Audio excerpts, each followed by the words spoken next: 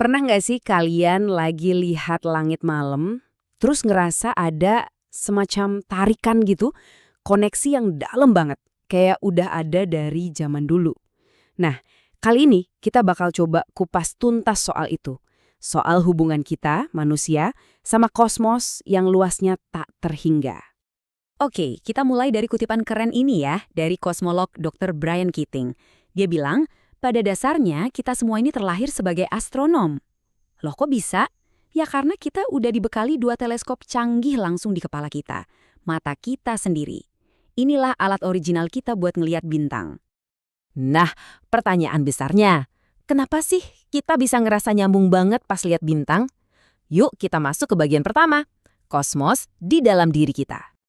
Coba deh lihat ini. Asal kata kosmos itu sendiri ternyata dari bahasa Yunani loh yang artinya indah. Keren banget kan? Ini nunjukin kalau dari dulu manusia itu ngelihat langit bukan cuma sebagai bahan penelitian, tapi juga sebagai karya seni yang megah. Ada semacam keindahan dalam keteraturan alam semesta itu. Dan inilah yang bikin astronomi itu spesial banget. Kalau mau belajar ilmu lain, katakanlah fisika partikel, kita butuh alat-alat super canggih. Tapi buat mulai petualangan kosmik kita, nggak perlu. Alatnya udah nempel di badan kita dari lahir. Mata kita, itu jendela pertama kita ke alam semesta. Rasa kagum itu ternyata bukan cuma soal perasaan loh. Buat leluhur kita, langit itu urusannya hidup dan mati. Langit itu ibaratnya jam raksasa mereka. Coba deh, bayangin hidup tanpa jam atau kalender. Bingung kan? Nah, buat mereka, rasi bintang sama fase bulan itu ya kalender mereka. Kapan waktunya nanem, kapan waktunya panen, semua ritme kehidupan mereka itu diatur sama pergerakan benda-benda langit. Dan buktinya ada di mana-mana sepanjang sejarah. Mulai dari lukisan di gua yang umurnya 40.000 tahun yang udah ngegambarin rasi bintang, sampai bangsa Babilonia yang super teliti bikin peta planet. Rasa penasaran ini tuh kayaknya emang udah ada di DNA kita ribuan tahun lamanya. Bahkan ya, warisan kuno ini tuh nempel banget di hidup kita sehari-hari, seringkali tanpa kita sadar. Tiap kali kita nyebut nama hari, coba perhatiin deh. Minggu itu ya Sunday, hari matahari. Senin itu Monday, hari bulan. Sabtu itu Saturday, hari Saturnus. Kita tuh sebenarnya lagi nerusin tradisi leluhur kita menghormati benda-benda langit itu. Tapi tentu aja, mata telanjang ada batasnya. Dan dari keterbatasan inilah muncul 2 cara berpikir yang beda banget buat memahami langit.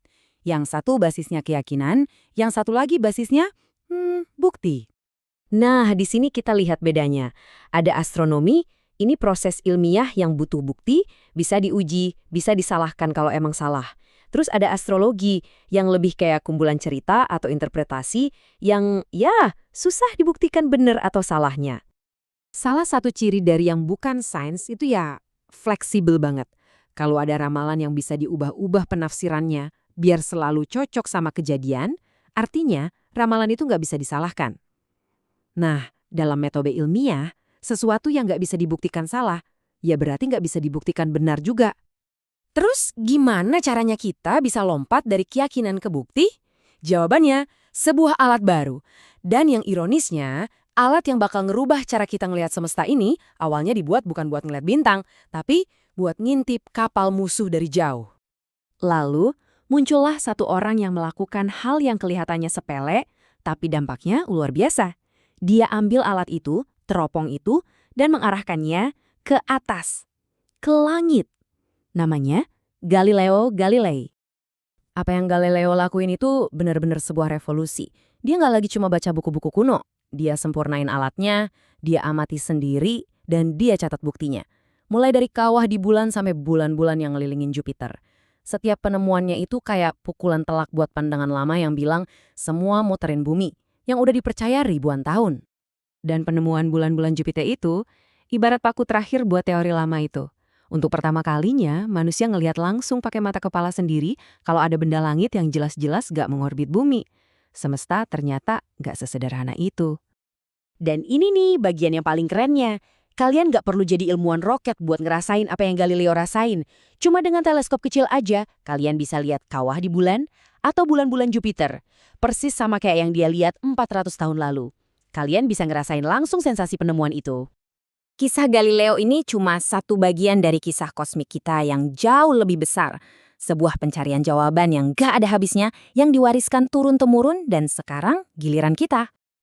Ini semua membawa kita ke satu pertanyaan terakhir. Kenapa? Setelah ribuan tahun, dari yang cuma iseng-iseng lihat bintang di halaman rumah sampai para ilmuwan yang bangun teleskop raksasa di Kutub Selatan, kenapa kita masih terus-terusan menatap ke atas? Mungkin jawabannya ada di dalam diri kita. Karena menatap bintang itu bukan cuma soal penasaran sama apa yang ada di luar sana, tapi juga soal memahami siapa kita di dalam sini. Ini dorongan alami kita buat tahu dari mana kita berasal. Sebuah pencarian yang bikin kita jadi manusia. Dan kisah ini masih akan terus berlanjut.